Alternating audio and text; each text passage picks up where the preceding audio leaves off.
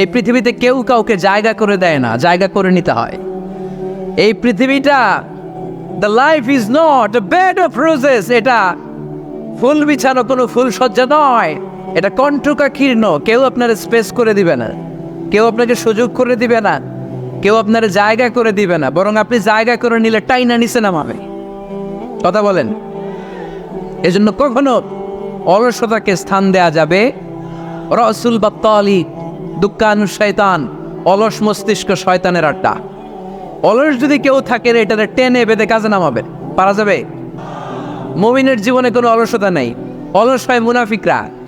অলস হয় কারা? চিল্লায় বলতে হবে। মুমিনরা অলস হয়। অলস হয় কারা? এজন্য কোরআনে আল্লাহ একথাও বলে দিলেন, ওয়াইদা কামু ইলাস সালাতি কামু কুসালা ইউরাউনান নাসা ওয়ালা ইয়াযকুরুনাল্লাহা ইল্লা কালিলা। সুবহানাল্লাহ পড়েন। মুনাফিকরা যখন মানুষকে দেখানোর জন্য নামাজে যায়, ওই নামাজে তাদের ইখলাস নাই, ওই নামাজের ভেতরে তাদের কোনো খুশু খুদু নাই, ওই নামাজের ভেতরে আছে শুধু অলসতা। ওই নামাজে কি আছে? কিন্তু আমরা যখন নামাজে যাই আমাদের অলসতা আছে? আমরা নামাজ পড়লে আমাদের হৃদয়টারে সজীব করে দেয় কে? আমরা উযু করলে আমাদের মনটাকে চাঙ্গা করে দেয় কে? আমরা মসজিদে ঢুকলে হৃদয়টাকে প্রাণবন্ত করে দেয় কে? মুমিন উযু করলে চাঙ্গা হয়।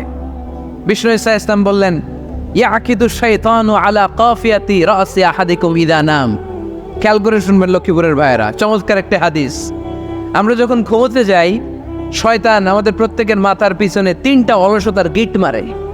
কয়টা? আওয়াজ করে বলেন। 3টা অলসতার গিট মারে। ইয়াকিদু শাইতানু আলা কাফিয়াতি রাসি আহাদিকুম সালাসা উকাব। 3টা গিট মারে যখন আমরা ঘুমোতে যাই। অলসতার 3টা গিট মেরে আমাদের কানের সামনে এসে ফিস ফিস করে মন্ত্র পড়তে থাকে, আলাইসা লাইলুন তাওয়ীলুন ফারকুদ, আলাইসা লাইলুন তাওয়ীলুন ফারকুদ। বিশাল লম্বা রাত, ঘুমাও। অনেক সময় আছে, ঘুমাও। রাত 5টা বেজে যাচ্ছে, তাহাজ্জুদের সময় শেষ হয়ে যাচ্ছে, তখনও শয়তান বলে রাত অনেক লম্বা, ঘুমাও। ফজরের সময় পার হয়ে যাচ্ছে, সূর্য উঠে যাচ্ছে, শয়তান বলে আলাইসা লাইলুন তাওয়ীলুন ফারকুদ, এখনো অনেক সময় আছে, লম্বা লম্বা লম্বা চৌড়া রাত পড়ে আছে, তুমি ঘুমাও। বিশ্বনবী বললেন, ফাইন ইস্তাইকাযা ওয়া যাকারাল্লাহ ইনহাল্লাত উকদা। আমার উম্মতের কেউ যখন ঘুম থেকে জেগে ঘুম থেকে ওঠার দোয়া পড়া শুরু করে দেয়, অলসতার প্রথম গিটটা সাথে সাথে খুলে দেয় কে? আপনি ঘুম থেকে উঠেই যখন ঘুম থেকে ওঠার দোয়া পড়বেন, আপনার অলসতার প্রথম গিট খুলে দেয় কে? ঘুম থেকে ওঠার দোয়াটা কি? আলহামদুলিল্লাহিল্লাযী আহইয়ানা বা'দামা আমাতানা ওয়া ইলাইহিন নুশুর। প্রশংসা সে আল্লাহর, যে আল্লাহ আমাদেরকে লম্বা একটা ঘুম শেষে, মৃত্যু শেষে আমাদেরকে ঘুম থেকে উঠালেন। এই দোয়াটা পড়ার সাথে সাথে শয়তান যে 3টা গিট মারছে, ওই 3টার একটা খুলে দেয় কে? Fine তাওয়াদ্দা in হাল্লাত উকদা। ঘুম থেকে জেগে ঘুমের দোয়া পড়ার পরে যখন কেউ ওযু করে ফেলে, অলসতার 2য় গিটটাও খুলে দেয় কে? ওযু করার পরে ফাইন সাল্লাত ইন হাল্লাত উকদা, নামাজের মুসল্লায় দাঁড়িয়ে যখন নামাজ শুরু করে দেয়, অলসতার 3 নাম্বার গিটটাও খুলে দেয় কে? 3টা গিট যখন খুলে দেয়, বিষ্ণু ঈসা ইসলাম বললেন, ফাসবাহা নাশীতাল কলব। নাশীত, তখন মুমিন বান্দা সজীব হয়ে ওঠে, প্রাণবন্ত হয়ে ওঠে, উচ্ছ্বসিত হয়ে ওঠে। ওয়া ইল্লা খাবিসান নাফসি কাসলান। আর যদি ঘুমিয়ে থাকে, 3টা গিট তার মাথার পেছনে শয়তানের অলসতার লেগে থাকে, তাহলে তার দিনটা শুরু হয় অলসতা দিয়ে, আর সে হয় অলসতার রাজা। চিল্লা এখন ঠিক কিনা? এজন্য আমরা কি অলস হতে চাই না কর্মঠ হতে চাই? কোন নবীরা কি অলস ছিলেন? পৃথিবীতে কোন নবী অলস ছিলেন? সব নবী কর্মঠ ছিলেন। বিষ্ণু ঈসা ইসলাম বললেন, মা বাআসাল্লাহু নাবিয়্যান ইল্লা রাআল গানাম। এই পৃথিবীতে এমন কোন নবী নাই যেই নবী বকরি চড়ায় নাই। কি চড়ায় নাই? বকরিরে আপনারা লক্ষ্মীপুরের ভাষায় কি বলেন? কি বলেন? ছাগল। তো পৃথিবীতে এমন কোন নবী নাই যেই নবী কি চড়ায় নাই? ছাগল চড়ায় নাই। সাহাবারা বললেন, ইয়া রাসূলুল্লাহ আনতা কাযালিক, আপনিও ছাগল চড়াইছেন? বিষ্ণু ঈসা ইসলাম বললেন, না, আমিও ছাগল চড়িয়েছি। ওয়া ইন্নী আরাআহা আলা কারারাইতি আহলি মক্কা, আমি তো মক্কাবাসীদের অল্প কিছু পয়সার বিনিময়ে তাদের ছাগলগুলোকে চড়িয়ে দিতাম। সুবহানাল্লাহ পড়বেন না? বিষ্ণু ঈসা ইসলাম ছাগল চড়াতেন। ছাগল চড়ানো সহজ কাজ না কঠিন কাজ? কেন কঠিন এটা? হ্যাঁ, টেরা খুঁটি মারে। হ্যাঁ, কি করে? বসে থাকতে হয়। তো ছাগল যারা পালে তারা জানে ছাগল পালা কত কষ্ট। ওরা ডানে টান দিলেও কই যায়, রশি ধরে বায়ে টান দিলে কই যায়, সামনে টানলে কই যায়, পিছনে টানলে কই যায়। সারা সপ্তাহ আপনি সময় পান না এটার গোসল করাবেন। ভাবলেন আজকে জুমার দিন আমিও গোসল করি, এটারও গোসল করাই। এটারে আপনি পুকুর ঘাটে নিবেন, টান দিয়েছেন, ওর বাপের কিরা ও 1 ইঞ্চিও সামনে যাবে না, ঠিক কি না? এই টেরা প্রাণী আল্লাহর কি মহিমা। আল্লাহ তাআলা পৃথিবীর সবচেয়ে শ্রেষ্ঠতম মানুষদেরকে ছাগল চড়িয়ে ছেড়েছেন, ঠিক কি না? মা বাআসাল্লাহু নাবিয়্যান ইল্লা রাআল গানাম, এই পৃথিবীতে এমন কোনো নবী ছিল না যে নবীরা ছাগল চড়ায় নাই। আল্লাহ বোঝাতে চাইলেন ছাগল চড়ানো অনেক কষ্টের কাজ, অনেক ধৈর্যের প্রয়োজন। এখন নবীরা তোমরা ছাগল চড়াও, কিছুদিন পর ছাগলের চেয়েও টেরা জাতি মানুষ চড়াইতে হবে। মানুষের মধ্যেও টেরা আছে না নাই? ভালো বললে ভালোটা বুঝে না, ডানে যেতে গেলে বায়ে যায়, বায়ে যেতে বললে ডাইনে যায়, এরকম আছে না নাই? সম্মানিত ভাইয়েরা, সমস্ত আম্বিয়া আলাইহিমুসসালাম ওনারা কর্মঠ ছিলেন। সাইয়েদনা আদম আলাইহিস সালাম নিজ হাতে চারা গাছ রোপণ করে চাষাবাদের কাজ করেছেন, সুবহানাল্লাহ পড়েন। সাইয়েদনা ইব্রাহিম আলাইহিস সালাম চাষাবাদের কাজ করেছেন। সাইয়েদনা দাউদ আলাইহিস সালাম নিজ হাতে যুদ্ধের জন্য যে পোশাক পরতে হয়, যেটা পরলে গায়ের মধ্যে ছুরি মারলেও ঢুকে না, ওই শিরস্ত্রাণ বানিয়েছেন, নিজ হাতে তলোয়ার বানিয়েছেন, সুবহানাল্লাহ পড়েন। সাইয়েদনা মূসা আলাইহিস সালাম ছাগল চড়িয়েছেন। সাইয়েদনা মূসা আলাইহিস সালামের মেজাজ নরম না গরম? নবীদের মধ্যে সবচেয়ে বেশি মেজাজওয়ালা নবী ছিলেন মূসা আলাইহিস সালাম। উনিও 8 থেকে 10 বছর সাইয়েদনা শুআয়ব আলাইহিস সালামের এরিয়াতে ছাগল চড়িয়েছেন। চিল্লায় বলেন সুবহানাল্লাহ। এজন্য নবীরা যেহেতু কাজ করেছেন, কর্মঠ ছিলেন, আমরাও কর্মঠ হব, ঠিক কিনা? সাহাবারাও কর্মঠ ছিলেন, বিশ্বনবীর সাহাবারাও ব্যবসা করতেন। সাইয়েদনা আবু বকরের বিশাল ব্যবসা প্রতিষ্ঠান ছিল, সুবহানাল্লাহ পড়েন। আপনারা হজ উমরা করেছেন কে কে দেখি? করছেন? মাশাআল্লাহ। যারা করে নাই আল্লাহ তাদেরকে আল্লাহর ঘর জিয়ারতের তুমি নসিব করো। বিশ্বনবীর মাকবরার সামনে দাঁড়িয়ে আমরা যেন সালাম পেশ করতে পারি, তুমি নসিব করো। বাইতুল্লাহ শরীফে এবং মসজিদ নববীতে আমরা যেন সালাত আদায় করতে পারে, আল্লাহ তুমি নসিব করো। সাইয়েদনা আবু বকর রাদিয়াল্লাহু তাআলা আনহুর ব্যবসা প্রতিষ্ঠান ছিল মক্কার কাবা ঘরের পাশেই। ওনার ব্যবসা প্রতিষ্ঠানগুলো যেখানে ছিল ঠিক ওইখানেই সৌদি সরকার এখন শপিং মল বানিয়ে দিয়েছে, মাতজার আবু বকর। মক্কা শহরের যেখানে বহিরাগতরা এসে ওখানে ছাগল, ওখানে ঘোড়া, উট এগুলো রাখতো, আস্তাবল রাখতো, ঘোড়া আর উট যেখানে রাখা হতো ঠিক ওই জায়গায় সৌদি সরকার ওটার পার্কিং লট বানাই দিচ্ছে। মানে যেখানে আগে সাহাবাদের ব্যবসার জায়গা ওইখানে বর্তমানে শপিং মল। যেখানে আগের সময়কাল সাহাবারা উট আর ঘোড়া রেখে বাঁধতো, ওইখানে এখন গাড়ি ঘোড়া রাখার ব্যবস্থা করা হয়েছে। সাইয়েদনা আবু বকর অনেক বড় ব্যবসায়ী ছিলেন। ওনার নিজ টাকা দিয়ে হাবাসা থেকে আসা সাইয়েদনা বেলালকে তিনি 20,000 স্বর্ণ মুদ্রা দিয়ে উমাইয়া ইবনে খালাফের কবল থেকে তিনি মুক্ত করেছেন। সাইয়েদনা উসমান যুন্নুরাইন বড় ব্যবসায়ী ছিলেন। নিজের টাকা দিয়ে মদিনার মুসলমানেরা পানি খেতে পারে না, বিরে রোমা নামে একটা কুয়া ছিল, এই কুয়ার মালিক ছিল ইহুদি। মুসলমানেরা পানি খেতে গেলে এসে বকা দিত, পানি খেতে দিত না। বিশ্বনবী বললেন আমার সাহাবীদের মধ্যে এমন কি কেউ নাই নিজের অর্থায়নে বীরে রোমা কিনে মুসলমানদেরকে দিয়ে দিবে? সাইয়েদনা উসমান যুন্নুরাইন বলল ইয়া রাসূলুল্লাহ আপনার খেদমতে আমি হাজির। মুহূর্তের মধ্যে সাইয়েদনা উসমান যুন্নুরাইন নিজের অর্থায়নে বীরে রোমাটা কিনে মুসলমানদের জন্য সদকা করে দিয়েছে। তো ব্যবসা না করলে, কর্মঠ না হলে, উপার্জন না হলে সত্যি করা যাবে? চিল্লায় বলেন করা যাবে? সুনানে তিরমিজির বর্ণনা, বিষ্ণু ঈসা ইসলাম মক্কা থেকে যত সাহাবারা হিজরত করে মদিনায় এসেছে, মদিনাতে কোনো না কোনো সাহাবার সাথে বিশ্বনবী ভ্রাতৃত্বের বন্ধনে আবদ্ধ করে দিয়েছে, সুবহানাল্লাহ পড়েন। এজন্য মক্কা থেকে যারা এসেছে এদেরকে বলে মুহাজির, এদেরকে কি বলেন? আর মদিনায় যারা ছিল এদেরকে বলে আনসার, এদেরকে কি বলে? আওয়াজ করে উত্তর দিবেন। মক্কা থেকে যারা এসেছে তাদের নাম আর যারা মদিনার সাহাবী তাদের নাম আনসার। আজকে এই মাহফিলে লক্ষ্মীপুর এর বাইরে থেকে কারা কারা আসছেন দেখি?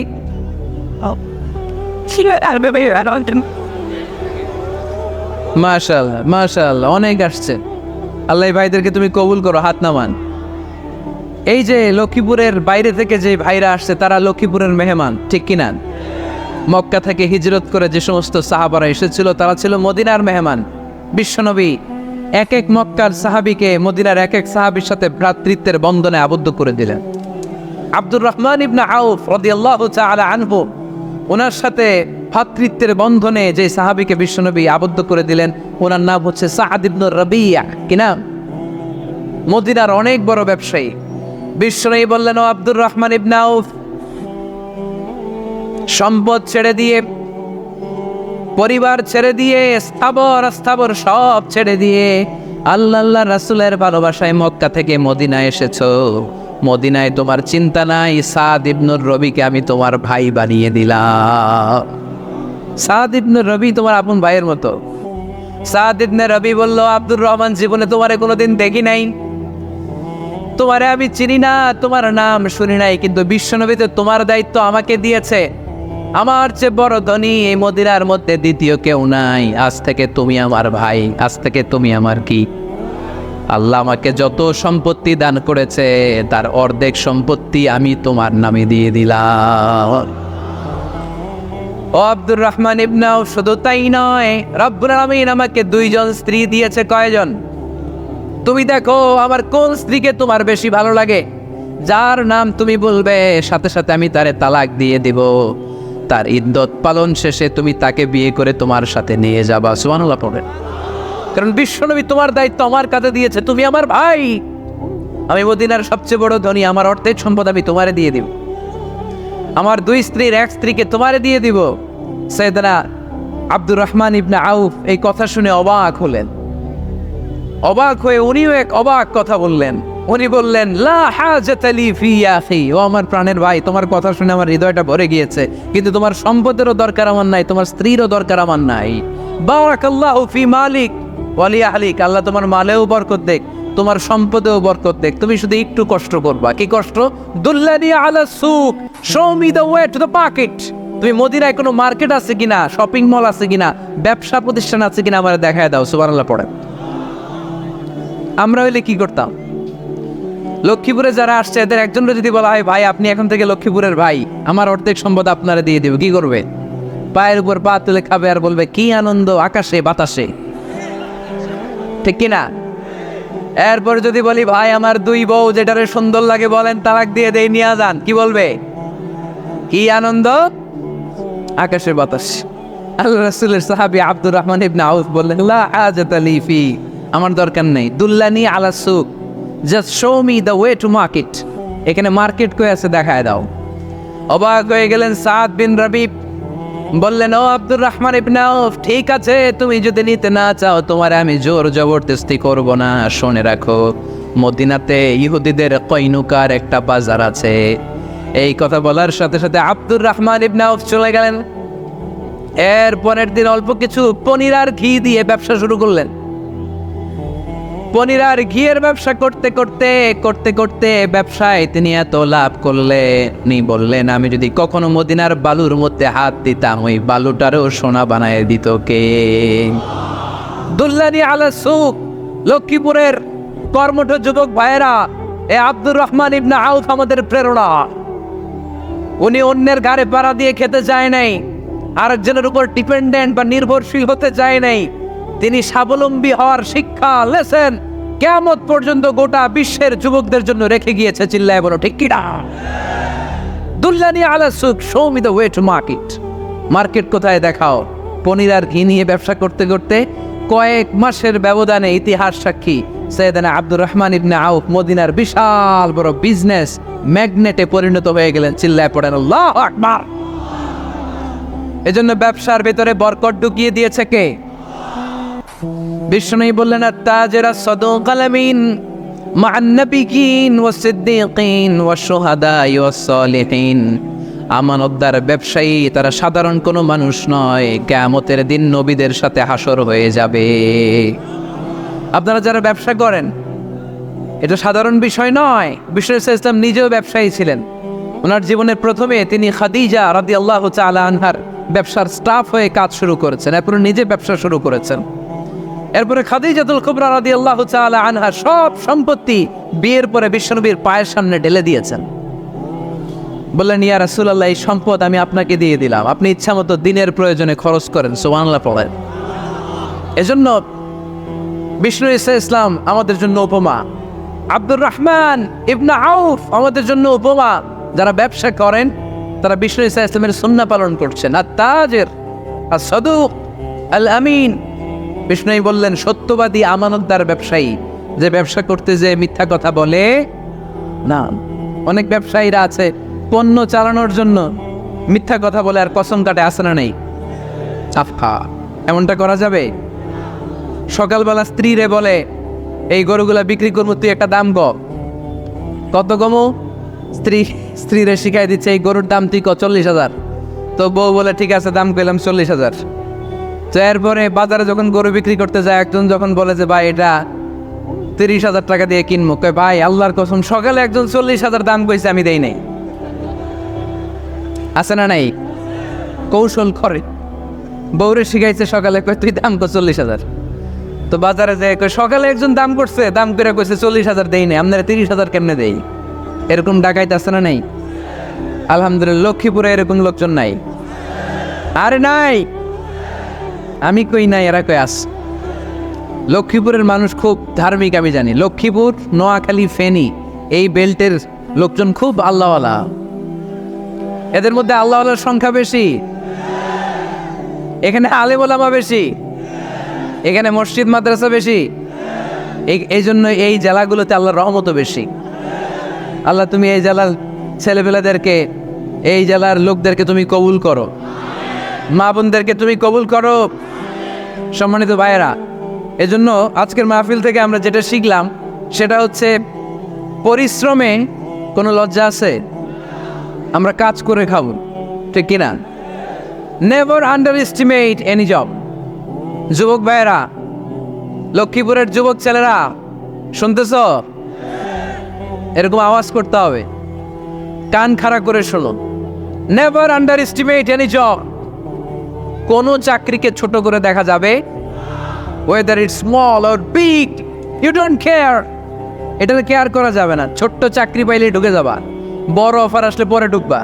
এটা ছোট কাজ, এটা হোটেলের ওয়েটার, এটা ছোট্ট স্টাফ, এটা কেরানি না। কাজ কাজই, কাজের মধ্যে কোনো ছোট বড় নাই। খেটে খাওয়া মানুষকে বিশ্বনবী অনেক সম্মান করতেন। বিষ্ণু ইসলাম খেটে খাওয়া মানুষদেরকে এত ভালোবাসতেন, বিদায় হজের মতো এত গুরুত্বপূর্ণ ভাষণও এই মেহনতি মানুষদের কথা বাদ যায় না।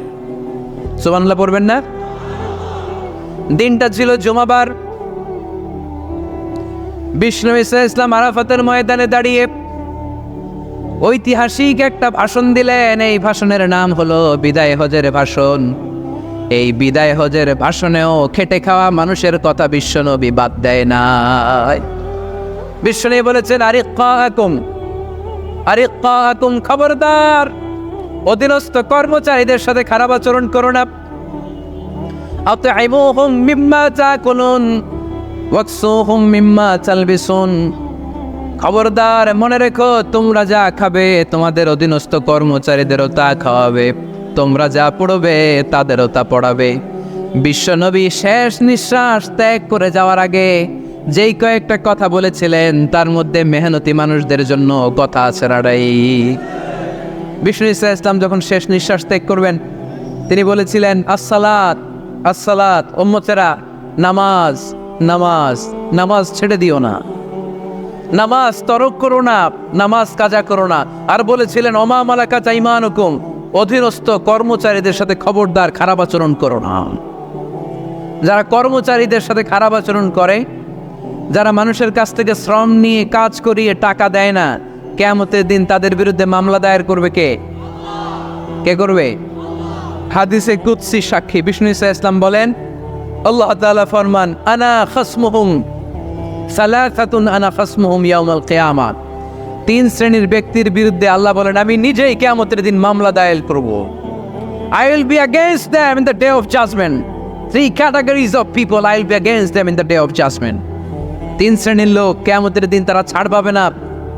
আল্লাহ বলেন আমি নিজেই তাদের বিরুদ্ধে মামলা দায়ের করব। এর মধ্যে 1 শ্রেণীর লোক হচ্ছে রাজুলুন ইস্তাজারা আজিরান ফাস্তাউফা মিনহু ওয়া লাম ইউতি আজরা। একজন শ্রমিক ভাড়া করে তার কাছ থেকে কাজ নিয়েছে কিন্তু তার পারিশ্রমিক আদায় করে নাই। এরকম আছে না নাই? দাপট দেখায় ইউনিভার্সিটির ক্যান্টিনগুলোতে, ইউনিভার্সিটির ক্যান্টিনে যে খায় মাগার বিল দেয় না, এরকম ডাকাইতে আছে না নাই? চায়ের দোকানে চা খায় পরে দিব বিল দেয় না, আছে না নাই? দোকানে যে পণ্য কিনে বিল দেয় না, পরে দিব, আছে না নাই? কিয়ামতের দিন আল্লাহ তোর এই মাস্তানি ছুটাবে, চিল্লা এখন ঠিক কিনা? আনা খাসমুহুম, আমি নিজেই তাদের বিরুদ্ধে মামলা দায়ের করব। কথাটা কার? এজন্য বিশ্বনবী বললেন খবরদার, মেহনতি মানুষ, খেটে খাওয়া মানুষ, এদের দোয়া কবুল হয়ে যায়। আতুল আজিরা আজরাহু ক্বাবলা ইয়াজিফা আরাকুহু, খবরদার বিশ্বনবী বললেন শ্রমিকের ঘাম শুকিয়ে যাওয়ার আগে তাদের পারিশ্রমিক মিটিয়ে দাও।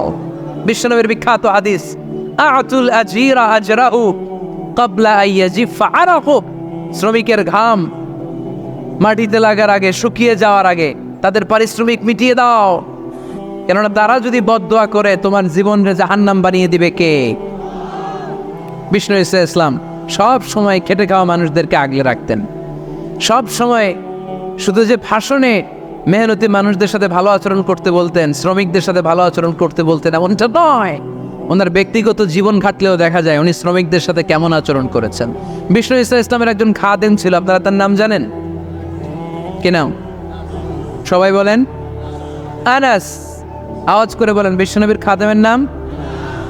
নামটা কেমন লাগে? ভালো লাগে? ছেলে হইলে রাখবেন তো? রাখবেন? অনেকে আমার জিজ্ঞেস করে যে আমার একটা ছেলের নাম বলে দেন। এই এলাকার যদি কারো সম্ভাব্য আগন্তুক 2 মাস পরেই ছেলে পৃথিবীতে আসবে, এর নাম রাখবেন আনাস। নাম কি রাখবেন? খাদিমু রাসূলিল্লাহ, আল্লাহ রাসূল সাল্লাল্লাহু আলাইহি ওয়াসাল্লামের খাদেম। এই খাদেমের কাছ থেকে একটু শোনেন ওনার মালিক কেমন ছিল, শুনবেন নাকি কষ্ট হচ্ছে? সম্মানিত ভাইয়েরা খেয়াল রাখবেন, কোনো পীর সাহেবের ব্যাপারে যদি আপনি রিপোর্ট চান, পীর সাহেবের বউয়ের কাছ থেকে শুনবেন। কথা কয় না, বোঝে নাই বোধ হয়। একজন পীর সাহেব হুজুর উনি কেমন, রিপোর্ট নেবেন কার কাছ থেকে? কার কাছ থেকে? বউয়ের কাছ থেকে। একজন বড় সাহেব, বড় নেতা, তার ব্যাপারে যদি রিপোর্ট পেতে চান, আমি কয়েকটা জায়গা বলে দিই, এই জায়গাগুলো থেকে রিপোর্ট নেবেন। 1 নাম্বার তার ড্রাইভার, 1 নাম্বার। 2 নাম্বার তার বাড়ির দারোয়ান, 2 নাম্বার। 3 নাম্বার তার খাদেম, 3 নাম্বার। 4 নাম্বার তার ঘরের কাজের মেয়ে, 4 নাম্বার। এদের কাছ থেকে আসল রিপোর্ট পাওয়া যায়, ঠিক কিনা? এবার বিশ্বনবীর ব্যাপারে বিশ্বনবীর খাদেম কি বলে শুনবেন? বোঝে নাই বোধ হয়। বিশ্বনবীর ব্যাপারে বিশ্বনবীর খাদেম কি কমেন্টস করছে শুনতে চান? খাদেমের নাম আরো জোরে বলতে হবে।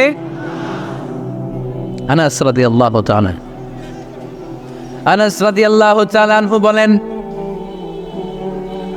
বিশ্বনবী যখন মক্কা থেকে মদিনায় হিজরত করে আসলেন, মদিনার অলিতে গলিতে আনন্দের বন্যা বয়ে গেল।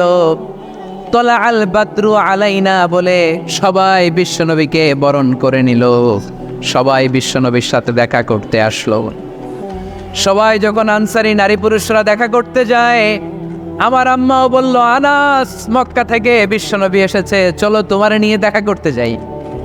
আনাসের মা আনাস রাদিয়াল্লাহু তাআলা আনহু তখন খুব ছোট্ট, তিনি যে দেখে মানুষের ভিড়ে আনাসকে নিয়ে সামনে যাওয়া যায়, আর তিনি দেখলেন মদিনার অলিতে গলিতে মানুষের ভিড়, আনসারি আবাল বৃদ্ধ বনিতা নারী পুরুষ সবাই বিশ্বনবীর সাথে দেখা করছে। আর যারাই দেখা করছে হাতে কোনো না কোনো হাদিয়া নিয়ে বিশ্বনবীর সাথে দেখা করতেছে। সুবহানাল্লাহ কবেন না? আনসারি যত সাহাবারা বিশ্বনবীর সাথে দেখা করতে এসেছে কি নিয়ে আসছে? কথা কয় না। তাহা দাও তাহাব্বু, হাদিয়া দাও, একে অপরকে হাদিয়া দাও, তোমাদের মধ্যে ভালোবাসার বন্ধনকে বাড়িয়ে দিবে কে? আনাসের মা বললেন আমি মানুষ ধাক্কাতে ধাক্কাতে বিশ্বনবীর সামনে পর্যন্ত গেলাম, যে দেখি সবাই বিশ্বনবীর হাদিয়া দেয়, আমি বিশ্বনবীর সামনে যে কাঁদো কাঁদো সরে বললাম, ইয়া রাসূলুল্লাহ, ইয়া হাবিবাল্লাহ, লাম ইউবকি রাজুলুন ওয়ালা ইমরাআতুন মিনাল আমসার ইল্লা ক্বাদ আতহাফাকা বিতুহফা। ও নবী, আমি দেখতে পেয়েছি আনসারী এমন কোন নারী নাই, এমন কোন পুরুষ নাই যে আপনাকে আপনার হাতে কোনো না কোনো হাদিয়া দেয় নাই। ওয়া ইন্নী লা আকদিরু আলা যালিকা মা উতহিফুকা বি। কিন্তু ইয়া রাসূলুল্লাহ, ইয়া হাবিবাল্লাহ, আমার কাছে তো কোনো টাকা নাই, আমার কাছে কোনো পয়সা নাই, আমার ঘরে এমন কোনো জিনিস নাই যেই জিনিসটা আমি আপনারে হাদিয়া দেব ইল্লা ইবনি হাদা, আমার এই নার ছেড়া ধন কলিজার টুকরা সন্তান আনাস ছাড়া। ও আখিরি জামানার পয়গম্বর, আমি আমার কলিজার টুকরা আনাসকে আপনারে হাদিয়া দিয়ে দিলাম। ইয়া রাসূলুল্লাহ, মদিনার আনসারী এমন কোনো নারী পুরুষ কেউ তো বাকি নাই যে আপনাকে হাদিয়া দেয় নাই, সবাই তো হাদিয়া দিল, কিন্তু আমি তো হাদিয়া দেওয়ার মতো আমার কাছে কিছু নাই। আপনারা কি হাদিস থেকে নেয়া এই গল্পটা বুঝতে পেরেছেন? কথাটা শুনতেছিলেন?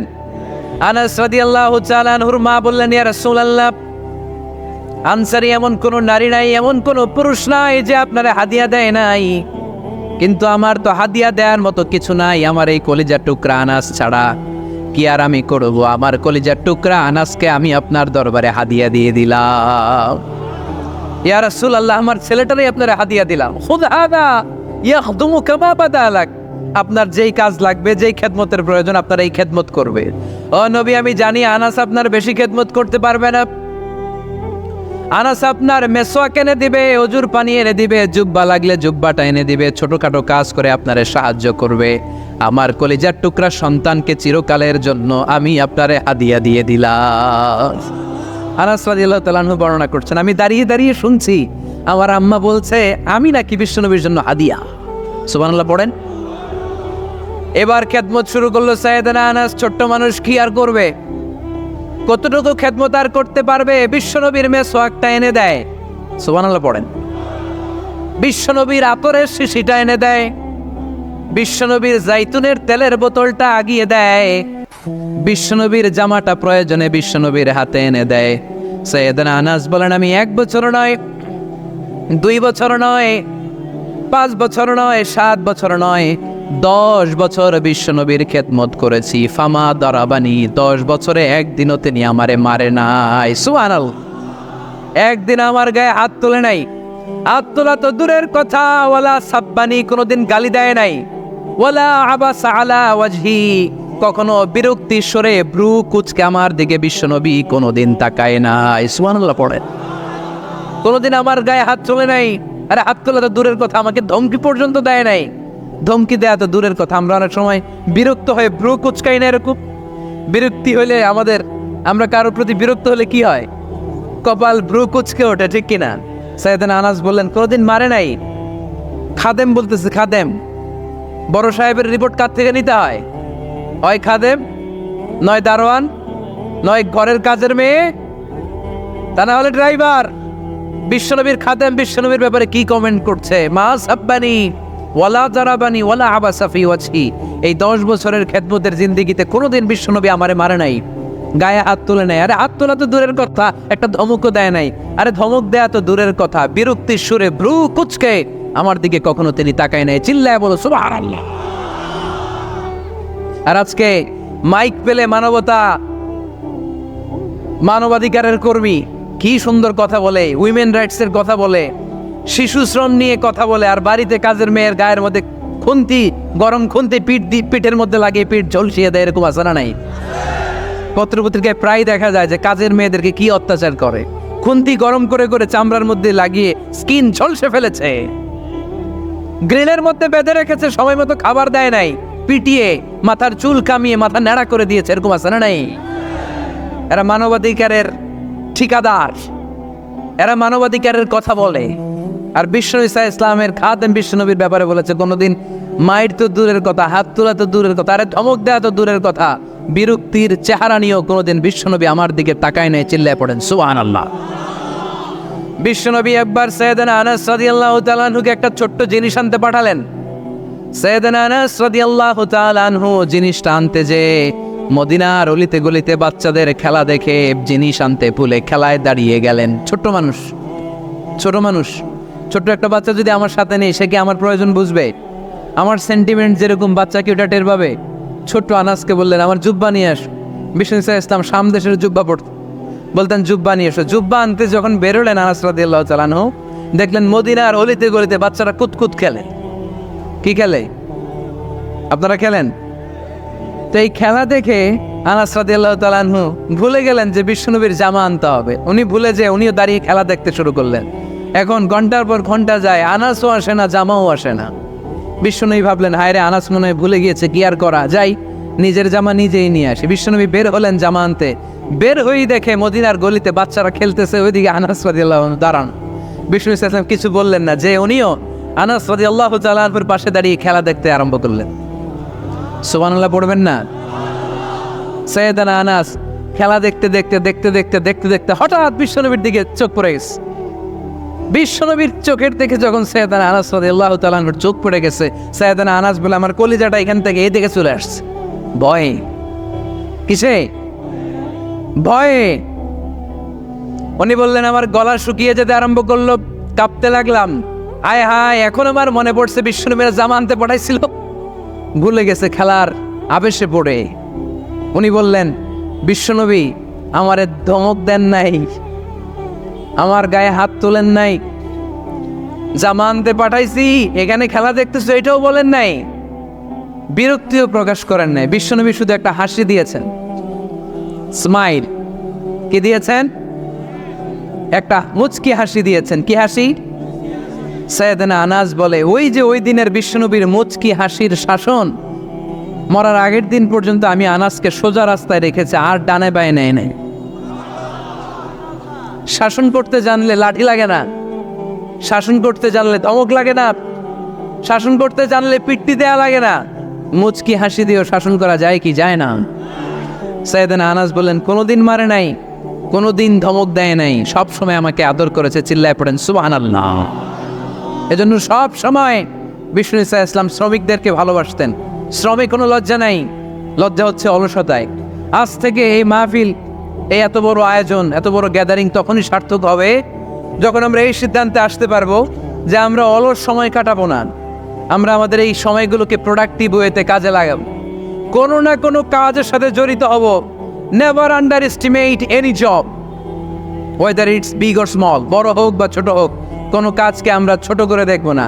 যে কোনো কাজ করো না ভাই, যে কোনো কাজ করো, তা যেন হয় সবার চেয়ে সবচেয়ে সুন্দর। আমাদের অবসর সময়গুলোকে কাজে লাগানোর দরকার আছে না নাই? আমরা নিজেদেরকে কর্মঠ করে, কর্মজীবী হিসেবে, শ্রমজীবী হিসেবে নিজেদেরকে প্রতিষ্ঠিত করতে চাই। রাজি আছে মুসলমান? লক্ষ্মীপুরের যুবক ছেলেরা আওয়াজ করে বলো, পারা যাবে? লজ্জা কিসে? লজ্জা কিসে? অনেকে টাঙ্কি মারে, এদিক সেদিক ঘুরে, আর বলে আমার আব্বা চেয়ারম্যান। আরে তোর আব্বা চেয়ারম্যান, তুই কি? আমার আব্বা MP, member of the parliament. আরে তোর বাবা এমপি, এটা তো তার গৌরব, তোর কি আছে সেটা বল। এজন্য নিজের পায়ে দাঁড়াবো। অলসতার সাথে আমাদের কোনো সম্পর্ক। আজকের এই মাহফিল থেকে আমরা অলসতা, অকর্মণ্যতাকে নো বলে দিলাম। অলসতাকে আমরা কি বললাম? আরো জোরে বলতে হবে, অলসতাকে কি বলবো?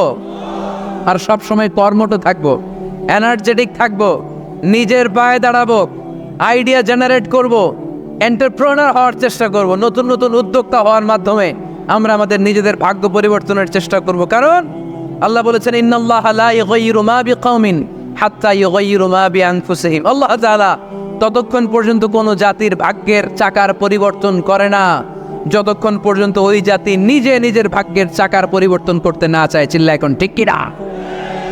লাকাদ খালাকনাল ইনসানা ফি কাবাদ, আমি মানব জাতিকে কষ্ট সহিষ্ণু আর কর্ম সহিষ্ণু করে তৈরি করেছি। স্রষ্টা আমাদেরকে সৃষ্টি করে এক সংগ্রামে ঠেলে দিয়েছে। এখানে সংগ্রাম না করলে বেঁচে থাকা যায়? আমাদের সংগ্রামটা শুরু হয়েছে যখন আমরা মায়ের পেট থেকে বেরিয়েছি, ঠিক কিনা? একটা বাবার স্পার্মের মধ্যে 2 কোটি যদি শুক্রাণু না থেকে সেখান থেকে সন্তান হয় না। তার মানে এই 2 কোটি শুক্রাণুর মধ্য থেকে আপনি একজন সফল মানুষ, যিনি বাকি 2 কোটির মধ্য থেকে সব শুক্রাণুগুলোকে হারিয়ে আপনি সফল হতে পেরেছেন। সেখান থেকে দুনিয়ার বুকে আপনি যখন এসেছেন আপনাকে সংগ্রাম করে আসতে হয়েছে। যারা সিজারের মাধ্যমে পৃথিবীতে আসে তাদের এই সংগ্রামটা থাকে না, কিন্তু যারা নর্মাল প্রসেসে পৃথিবীতে আসে তাদের প্রচণ্ড সংগ্রাম করে প্রচণ্ড চাপা খেয়ে পৃথিবীতে আসতে হয়, ঠিক কিনা? কারণ আমাদের সাইজ ছিল অনেক বড়, আমাদের মায়ের যে অঙ্গটা দিয়ে আমরা পৃথিবীতে আসব ওই জায়গাটা ছিল খুবই সরু। আমাকে সংগ্রাম করে, আমাকে যুদ্ধ করে, আমার নিজের অস্তিত্বের প্রমাণ দিয়ে চিৎকার মেরে এই পৃথিবীতে আসতে হয়েছে। চিল্লায় বলো ঠিক কিনা? এই জন্য এই পৃথিবীর বুকে আমরা যতদিন থাকবো সংগ্রাম করে বাঁচতে হবে, ঠিক কিনা? পরিশ্রমে লজ্জা আছে? লজ্জা কিসে? মনে থাকবে লক্ষ্মীপুরের ছেলেরা, যে আয়াত দিয়ে শুরু করেছি সে আয়াত দিয়ে শেষ করছি। যখন সালাতের সময় হয় মসজিদে যাব, আর সালাত যখন শেষ হয় তখন মসজিদের বাইরে আমরা কাজে নেমে পড়বো। রাজি আছি তো? পাখিগুলো কি আমাদের মতো খাবার জমা করে রাখতে পারে? আমরা তো 7 দিনের বাজার একবারে করে ফ্রিজে রাখি, পাখিদের ফ্রিজ আছে না? আছে। আমাদের অতিরিক্ত টাকা হলে আমরা ব্যাংকে ব্যালেন্স করে রাখতে পারি, অ্যাকাউন্ট করে রাখতে পারি। পাখিরাও তো অ্যাকাউন্ট করে রাখে না? না, প্রতিদিন না খেয়ে বের হয়। কালকে ওই পাখিটা কি খাবে, কোন জায়গা থেকে তার রিজিকের ব্যবস্থা হবে আল্লাহ ছাড়া কেউ জানে। এটার নাম তাওয়াক্কুল। এটার নাম কি? আমাদের সাধ্যের, আমাদের ক্যাপাসিটি, আমাদের ক্যাপাবিলিটির সবটুকু করে আমরা তাওয়াক্কুল করি একজনের উপর। চিল্লায় বলেন চিনি কে?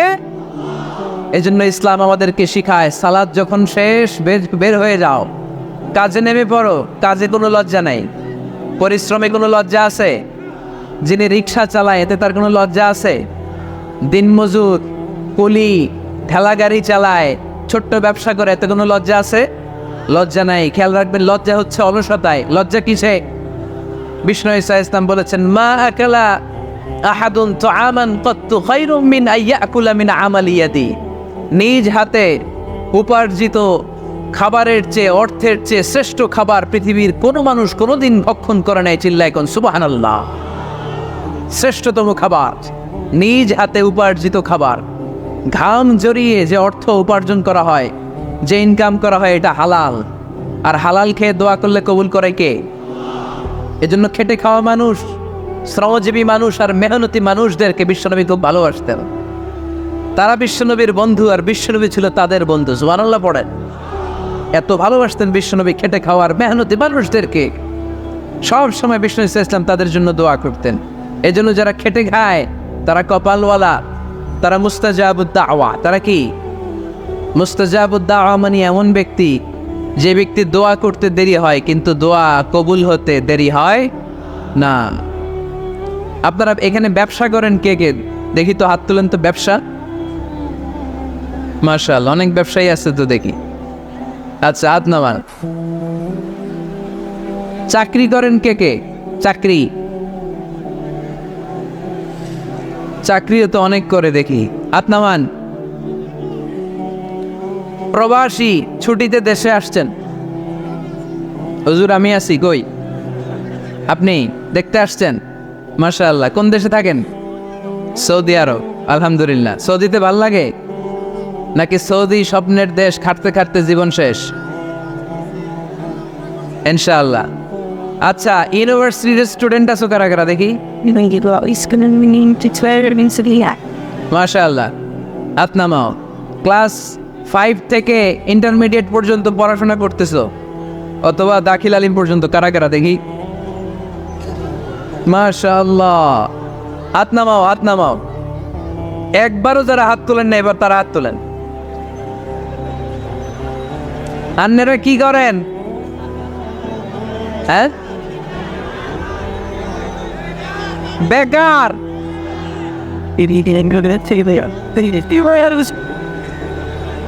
বাংলাদেশে চাকরির বাজার খুব মন্দা, ঠিক কিনা? বাংলাদেশ ইন্ডিয়াতে চাকরি পেতে অনেক কষ্ট। সামান্য একটা পদের জন্য যেখানে চেয়েছে ক্লাস 8 পাস, এখানে ডবল মাস্টার ডিগ্রি অ্যাপ্লাই করছে কয়েক লক্ষ। এজন্য আমাদেরকে উদ্যোক্তা হতে হবে। You have to be the entrepreneur. আমাদের উদ্যোক্তা দরকার, বেশি বেশি নতুন নতুন উদ্যোক্তা। নিজেই এমন আইডিয়া নিয়ে আসবে যেই আইডিয়া বিক্রি করে, দুর্দান্ত আইডিয়া দিয়ে তুমি পুরো দেশ কাঁপিয়ে দিতে পারা যাবে না লক্ষ্মীপুরের ছেলেরা? আইডিয়ার অনেক দাম। You have to generate new ideas. নতুন নতুন আইডিয়া এনে মানুষ গোটা বিশ্বকে তাক লাগিয়ে দিচ্ছে। এই যে গত কয়েক বছর আগে কারের একটা রাইড চালু হয়েছে, নাম হয়েছে উবার। কি নাম? ঢাকায় যারা চলাফেরা করেন তারা হয়তো চড়েছেন, উবারের নাম শুনছেন না? এই উবার কোম্পানি কি করে জানেন? নিজেদের ব্যবসা নাই, পুঁজি নাই, পাত্তি নাই, অফিস নাই, কিচ্ছু নাই, কোটি কোটি টাকা হাতায় নিচ্ছে। Just idea, just they are generating new ideas. নতুন নতুন আইডিয়া দিয়ে গোটা বিশ্ব কাঁপিয়ে নিয়েছে একটা মোবাইল অ্যাপসের মাধ্যমে। কিসের মাধ্যমে? Mobile apps. একটা কোম্পানি খুলেছে, গোটা বিশ্বের সব প্রাইভেট কারওয়ালারা ওইখানে রেজিস্ট্রেশন করে আপনি মোবাইলে কোথায় যাবেন, কোত্থেকে যাবেন লিখবেন, গাড়ি আপনার বাড়ির সামনে এসে হাজির। তার একটা পার্সেন্টেজ ওই উবার কোম্পানি পায়। ইউনাইটেড স্টেটস অফ আমেরিকার একটা স্টেট আছে সান ফ্রান্সিসকো, ওইখান থেকে শুরু করছে। 775টা সিটিতে ওদের অপারেশন আছে। বাংলাদেশে ঢাকাতেও আছে, আমি মালয়েশিয়াতে থাকি, ওখানেও আছে, ওখানেও আমরা চড়ি। প্রায় 63টা দেশে ওদের কাজ বাজ আছে। গত বছরে 2018 সালে ওদের প্রফিট ছিল, রেভিনিউ ছিল $11.27 billion $, 11.27 billion. Just they are selling their ideas. নতুন নতুন আইডিয়া দিয়ে গোটা বিশ্ব কাঁপাচ্ছে। এই উবার যখন চালু হলো, আমি তখন মালয়েশিয়ায়, শুনলাম বাংলাদেশে নতুন আর একটা বাইর হয়েছে, পাঠাও। কি নাম? এটা বোধহয় সারা বাংলাদেশ ব্যাপী হয় নাই, 3টা জায়গায়, সিলেটে, চট্টগ্রামে আর ঢাকায়। এরা আরো চালাক। এই বাংলাদেশের ছেলেপেলেদের মাথায় চিকন চিকন অনেক বুদ্ধি। এরা ভাবলো এই উবার দিয়ে আর আমরা কত আগাবো, আমাদের গাড়ি আরো ছোট করতে হবে। এরা মোটরসাইকেল রাইড দেওয়া শুরু করছে। জ্যামের শহর ঢাকা, চিপা চাপা দিয়া এরা আপনারা নিয়ে জায়গা মতো পৌঁছায় দেবে। তো এই যে উবারের পরে আমাদের ছেলেরা বানাইলো পাঠাও। এরপরে কত কিছু বানাচ্ছে ছেলেপেলেরা, আমি তো এগুলো দেখে অবাক। রকমারি.com নাম শুনছো? বিক্রয়.com নাম শুনছো? ঘরে বসে বসে কোটি কোটি টাকা হাতিয়ে নিচ্ছে তারা। Just they are selling their ideas.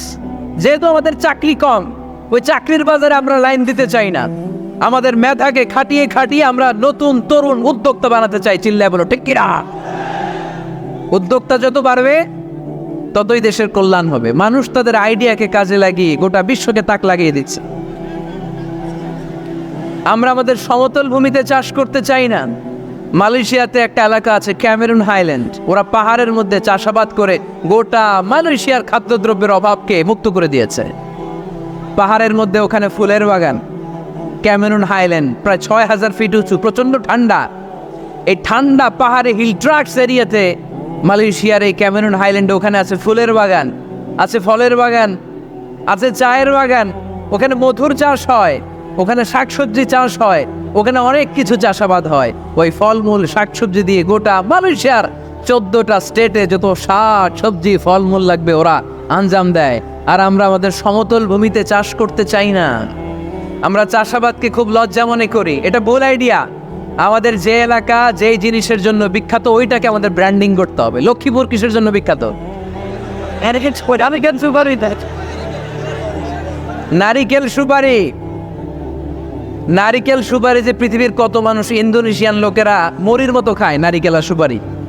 তো এইটারে আমাদের ব্র্যান্ডিং করতে হবে। যেই দেশে যেটা আছে, যেই এলাকা যেই পণ্যের জন্য বিখ্যাত ওইটা আমাদের ব্র্যান্ডিং করতে হবে।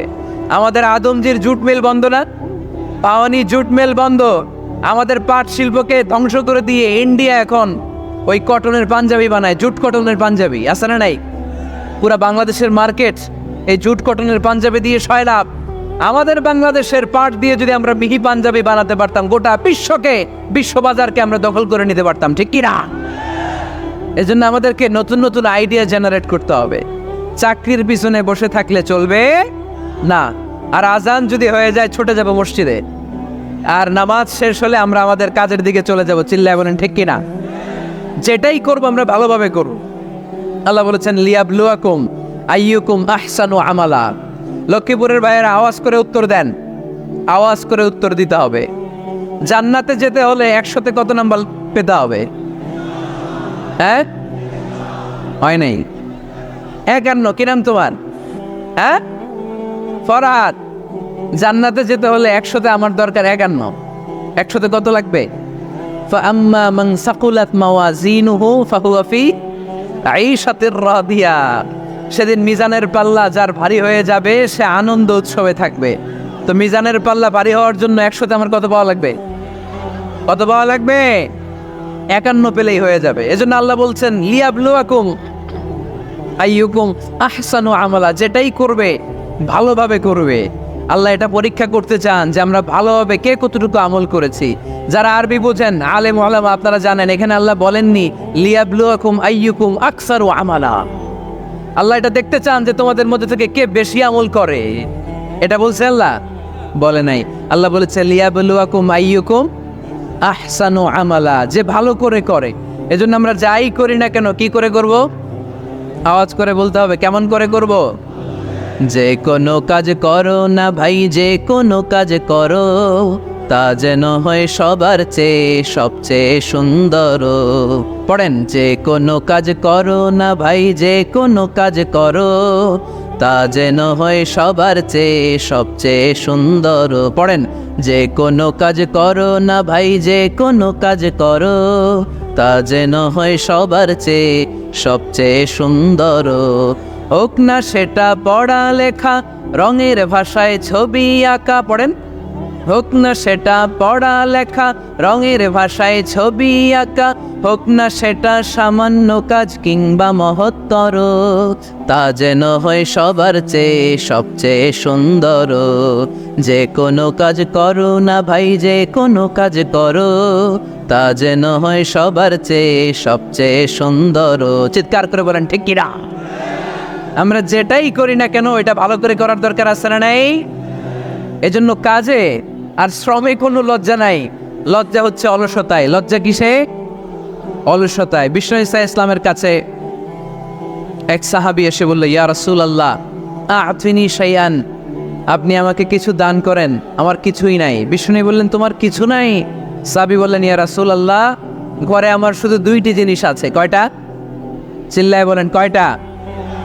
এক হচ্ছে একটা জামা, 2 হচ্ছে পানি খাওয়ার একটা জগ। বিষ্ণু বললেন, এই 2টাই নিয়ে আস। বিশ্বনবীর কথা শুনে ওই সাহাবী ঘর থেকে জামা নিয়ে আসলেন, পানি খাওয়ার জগ নিয়ে আসলেন। বিশ্বনবী সাল্লাল্লাহু আলাইহি ওয়াসাল্লাম ওনার মোবারক হাত দিয়ে এক হাতে জামা ধরে আরেক হাতে পানির জগটা ধরে সাহাবীদের দিকে উদ্দেশ্য করে বললেন, মাইয়াশতারি হাদাইন, এই 2টা জিনিস কেনার মতো কে কে আছে দেখি? কয়েকজন হাত তুলল। বিশ্বনবী বললেন, কত দিয়ে কিনবা? এক সাহাবী বলে, ইন্নী আশতারি হিমা বিদিরহাম, ও নবী যদিও এগুলো আমার দরকার নাই, কিন্তু আপনি যেহেতু নিলামে ডাক তুলেছেন, ইয়া রাসূলুল্লাহ ইয়া হাবিবাল্লাহ, আপনার সম্মানে আমি 1 দিরহাম দিয়ে 2টা জিনিস কিনে নেব। 1 দিরহাম, একটা জামা, একটা পানি খাওয়ার জগ, দাম কত? 1 দিরহাম। বিশ্বনবী বললেন, না না, 1 দিরহাম তো অনেক কম হয়ে যায়। মাইয়াজিদু আলা যালিক, এর চেয়ে বেশি দামে কে কিনবা? আরেক সাহাবী হাত তুলে বলতে লাগলি, ইয়া রাসূলুল্লাহ ইয়া হাবিবাল্লাহ ওয়া ইন্নী আশতারি হিমা বিদিরহামাইন, আমি এই জামাটার পানি খাওয়ার জগটা 1 দিরহাম নয় 2 দিরহামের বিনিময়ে কিনতে চাই। বিষ্ণু ঈসা ইসলাম ওই সাহাবাকে দিয়ে দিলেন। দিয়ে 2 দিরহাম নিয়ে যে লোকটা ভিক্ষা করতে এসেছিল তার হাতে 2 দিরহাম দিয়ে বললেন, যাও 1 দিরহাম দিয়ে ঘরে খাবার কিনে দিয়ে আসো, আরেক দিরহাম দিয়ে একটা কুঠার কিনে নিয়ে আস। শুনতেছেন? কি কিনে নিয়ে আসো? কুঠার দিয়ে কি করে? গাছ কাটে। ওই সাহাবী কুঠার কিনে নিয়ে আসার পরে বিশ্বনবী নিজ হাতে কুঠারের মধ্যে একটা কাঠের হাতল লাগাই দিলেন। আল্লাহু আকবার! হাতল ছাড়া কুঠার ইউজ করা যাবে? বিশ্বনবী নিজ হাতে ওই কুঠারের ভেতরে একটা হাতল লাগাই দিলেন আর বললেন, লা উরিদু আন আরাকা 15 আইয়াম, এই কুঠার নিয়ে জঙ্গলে যাও, গায়ে অনেক শক্তি আছে, কাঠ কাটো, এই কাঠ কেটে বাজারে বিক্রি করো, সামনের 15 দিন যেন আমি আমার চোখের সামনে তোমার না দেখি। বিশ্বনবীর পরামর্শ অনুযায়ী কুঠার নিয়ে ওই সাহাবী জঙ্গলে চলে গেলেন। কাঠ কেটে বাজারে বিক্রি করতে করতে 15 দিন পরে 10 দিরহাম নিয়ে বিশ্বনবীর দরবারে হাজির হয়ে গেলেন। 10 দিরহাম নিয়ে বিশ্বনবীর কাছে হাজির হয়ে গেলেন।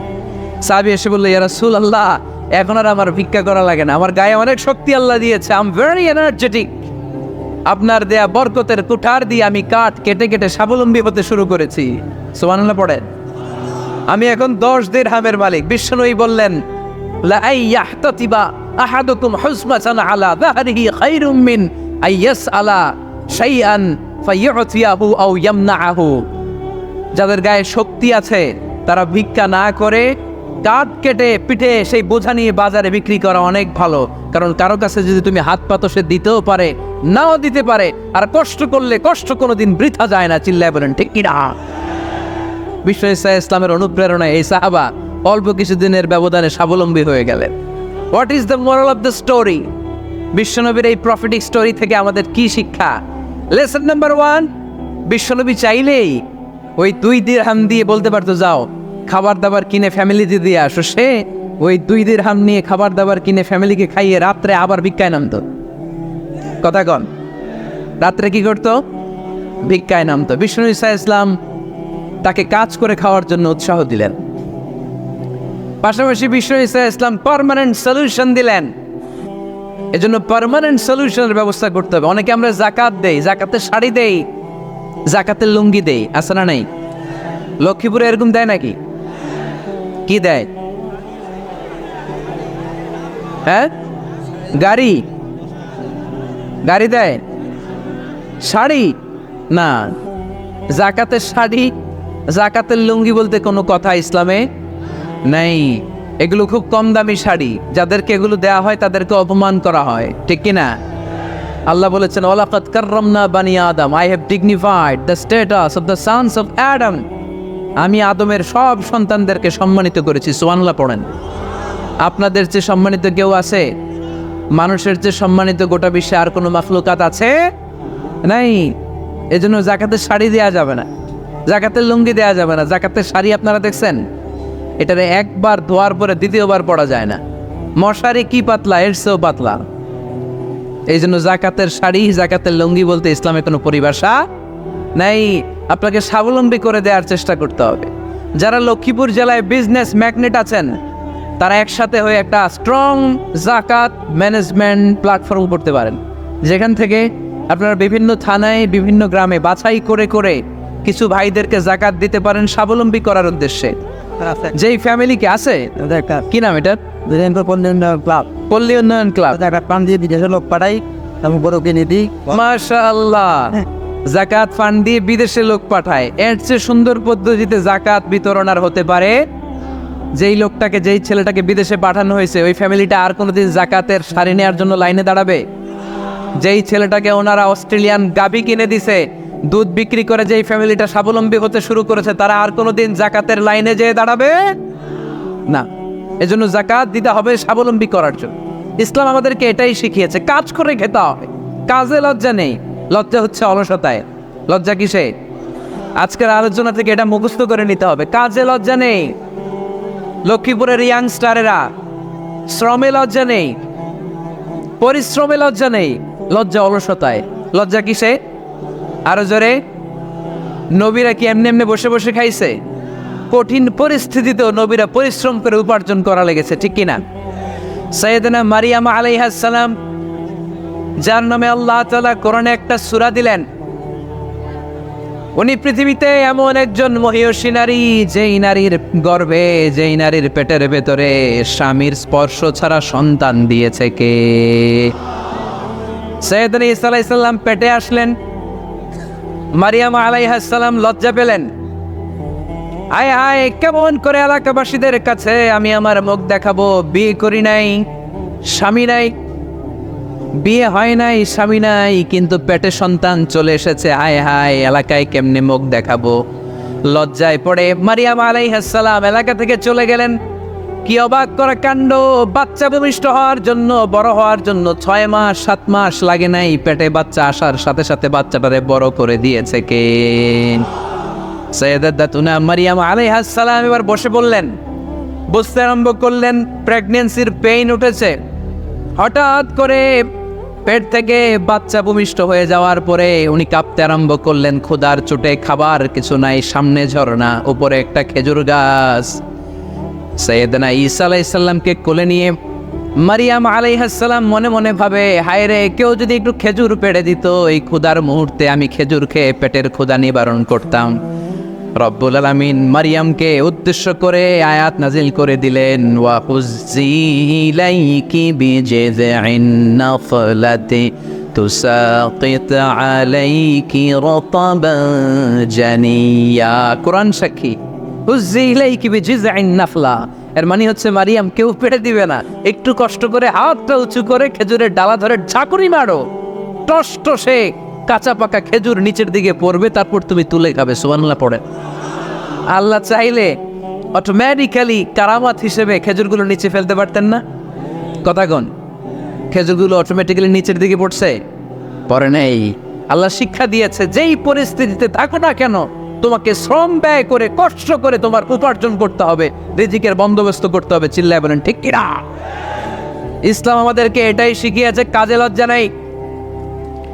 আবার বিশ্বনবী বললেন, ইন খামাতিস সাআ ওয়া ফি ইয়াদি আহাদিকুম ফাসিলাতুন, তোমাদের কারো হাতে যদি একটা চারা বীজ থাকে, সে যদি দেখে কিয়ামত হতে শুরু করেছে, ফাইন ইসতাতা ইয়াগরিসাহা ক্বাবলা আন তাকুমাস সাআ ফালইয়াগরিসহা, কারো হাতে একটা চারা বীজ নিয়ত করেছে, চারা বীজটা রোপণ করবে, ইন দ্য মিন টাইম দেখলো কিয়ামত হতে শুরু করেছে, বিশ্বনবী বললেন, যদি তোমার সুযোগ থাকে কিয়ামত হওয়ার আগে চারা বীজটা রোপণ করে দাও। কথা বুঝতে পেরেছেন? আপনার হাতে একটা চারা বীজ, আপনি প্ল্যান করেছেন এই চারা বীজটা রোপণ করবেন, ইন দ্য মিন টাইম দেখলেন কি হওয়া শুরু হয়েছে, ইযা জুলজিলাতিল আরদু জিলজালাহা, দ্য বিগেস্ট আর্থকোয়েক, ভূমিকম্প শুরু হয়েছে, কিয়ামত হয়ে যাবে। বিশ্বনবী বললেন, কিয়ামত হইতেছে ওদিকে, আর তোমার হাতে যদি চারা বীজ থাকে, দেরি করো না, কিয়ামত তোমার কাছ পর্যন্ত আসার আগে সুযোগ পেলে চারা বীজটা রোপণ করে দাও। ইসলাম শিখিয়েছে শেষ নিঃশ্বাস পর্যন্ত তোমাকে লড়ে যেতে হবে।